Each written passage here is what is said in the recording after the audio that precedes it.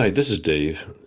I'm sure that you're aware of the Damar Hamlin incident and the implications. I believe there are implications, tremendous implications for Christian business people. But let's just review what we're talking about here. Now, in case you have been living in isolation the past few weeks, here's a recap of the incident. In the middle of an important football game, Buffalo versus Cincinnati, Damar Hamlin, who is a young defensive back, tackled a ball carrier. Not a big deal, regular football play. He stood up, took a couple of steps, and then collapsed. It seems, in retrospect, we discovered that his heart had stopped. Medical personnel were rushed in, and he was given CPR to resuscitate a stopped heart. It was a big deal. I mean, the whole stadium and everybody watching on TV were just enthralled and upset and concerned for this young man. The players were deeply touched. They formed a circle around him, gave him some privacy, and paramedics came, gave him CPR. He eventually resuscitated him, put him in an ambulance, which had come out onto the field, very rare, and took him off to the hospital. Now, the players on both teams were deeply touched, very upset. A number of them were seen in tears for their colleagues. The incident probably lasted, I don't know, 15 or 20 minutes, and the game was subsequently suspended. Just an unheard of event. Now, the announcers and the analysts for the networks televising the game had to fill in the time, sort of ad lib at the spur of the moment. And every one of the commentators I was watching remarked repeatedly that all we could do was pray. I mean, they probably said that 20 times. On ESPN, Dan Orlovsky, who is a former backup quarterback and currently an analyst for ESPN, took it one step further. He verbally prayed for Damar on air, spur of the moment. He said, I really feel like I should pray, and he did, out loud, right then, maybe about 20, 30-second prayer. And at the time, it seemed to be a natural reaction on Orlovsky's part, and it seemed not at all out of order. It seemed just very appropriate. And by the way, if you have not seen that, I'll put the link to a YouTube video on the show notes, and you can check out that moment. In retrospect, it was remarkable, sincere, heartfelt, and natural response to a calamity. And the responses, the people who posted responses to the video were overwhelmingly positive and supportive. I mean, I read down through pages of them, didn't find any not one negative comment. I'm sure there are some somewhere, but I didn't see them. And the responses were overwhelmingly positive. Here's a typical one, and I'm quoting here from one of the comments. The fact that he was willing to do this on one of the biggest and most publicized channels in the country is just unbelievable. That's the kind of stuff that people wrote in comments to the video, which was, of course, the capture of that moment in time.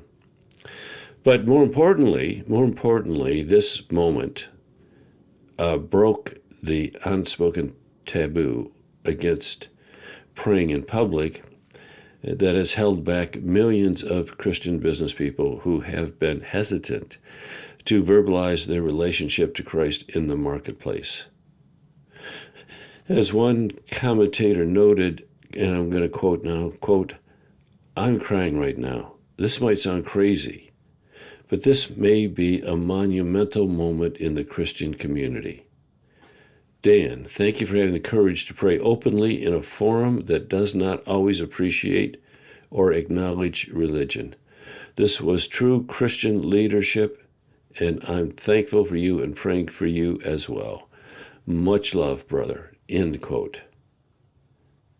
Now, in a world where the media most commonly depict Christians as simple-minded prejudiced people, and in which most businesses, in a world in which most business people are afraid to demonstrate their Christianity in the marketplace. In that world, Orlovsky demonstrated what it means to be a Christian man, expressing the reality of Christ through a short prayer.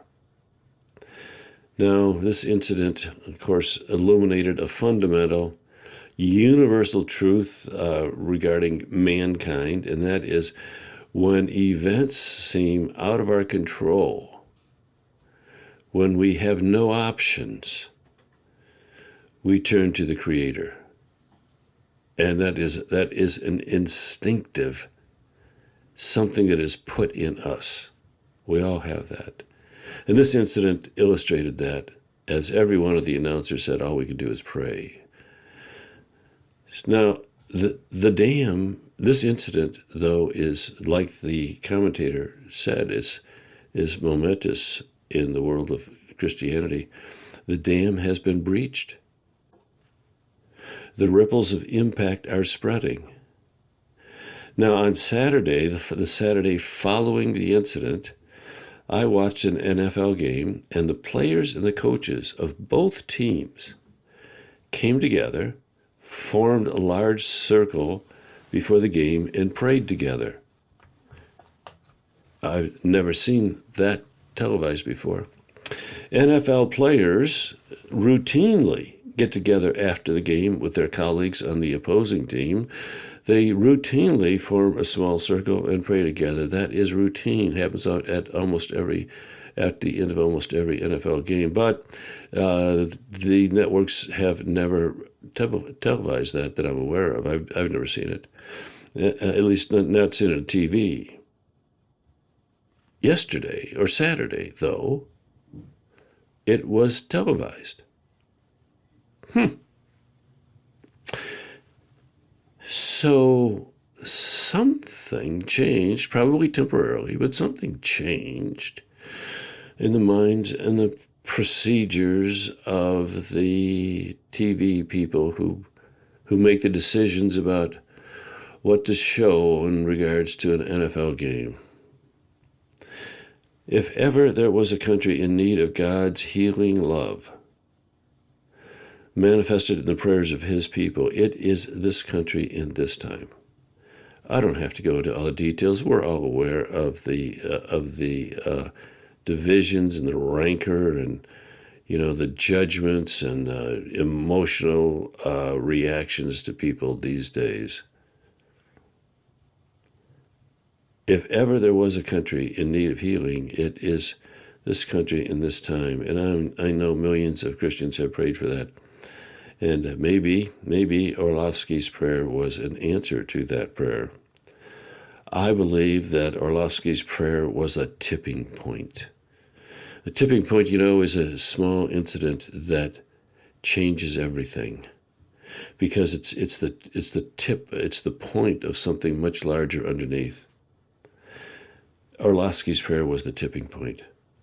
The overwhelming positive response and the change in the media's attitude both indicate what is underneath the tipping point. The iceberg underneath that you only see the top of, and that is there is this pent-up yearning for a relationship with the Creator. There are millions of people looking for an answer to the confusion and uncertainty in their lives. Millions of them. And Orlovsky's prayer set the example. It was the point at the top of the iceberg. Now it is up to the millions of silent Christian business people in this country. And again, Christian business people in particular, I'm sure it's true for others, but since I work with business people, that's my focus. It's time for us to lay down our fears. It's time for us to accept the challenge, to be verbal, to be vocal, to be present with our relationship with Christ. It's time we poured through the breach in the dam. Orlovsky's prayer breached the dam. And now it's time for us to pour through that. It's time for us to accept our responsibility to be verbal about our God. It's time for us to spread the reality of the presence of God into the communities and marketplaces we inhabit. We can no longer be silent observers. Well, we can, but we'll miss it. If we continue to be silent observers, keeping our Christianity hidden, we will have missed maybe the once-in-a-lifetime opportunity to step forward and let the world know that there is a loving God in control. There is a God you can turn to. Let's not miss that opportunity. Let's lay down our fears. Let's be an Orlovsky. Millions of people are seeking someone to point the way. The time to step up is now. And you know, the Orlovsky showed us the simple thing we can do, just one simple step, one step at a time. Here's the first. Just stop and pray for someone. Just stop and pray. And you can ask them, hey, do you mind if I pray for you? You know, I'm reminded right now, of 9/11, and that was on Tuesday morning. By Thursday, I believe, people were in shock, still in shock. I was at that time, my office was in a office building downtown, I think had about 10 floors, and had a big atrium in the middle that came up from the basement all the way through all 10 floors. And there was a public area in the basement. And I just decided to do something. And so I created a little brochure. And I said, I think it was on Friday morning at noon. It was at noon, at lunchtime. On Friday at noon, I'm going to be in the basement leading a prayer. You're welcome. That was it. Then we just slid that little paper under every door of every office in the building. And so I went down Friday at noon. And I think probably somewhere between 75 to 100 people showed up. And I didn't know any of them. I just say good morning to them on the elevator or something like that, but I really did not know any of them, and they did not know me. But when faced with an overwhelming time of confusion and uncertainty, they did what people do. They turned to the Lord in prayer. So they joined me. I mean, I led a prayer. 2 or 3 other people chimed in, and we had about a half-hour prayer. And I did it again the next week, and it was so I did it every week for about 6 weeks, and then it just tapered off. People lost interest. But the point is this. People are looking for someone to go first, someone to take a stand, someone to lead the way, someone. Is it you? I think so. I think the time is right. Situation's clear. The example has been given. The reaction is now certain. What's to stop us?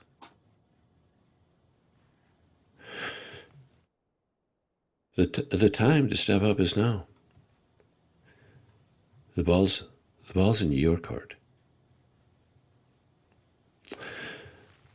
Well, here's one thing I'd like to encourage you to do, to take a step in these. And so here's an encouragement. I want you to take a step. I want you to join me for a free webinar on February 17th. It's called Making a Difference. I'm just going to be presenting some thoughts about how you make a difference in this world. It's free. It's at 12:30 on a Friday afternoon. I'll put a link in the show notes, and join me. Okay, that's it. We're done. Bye-bye.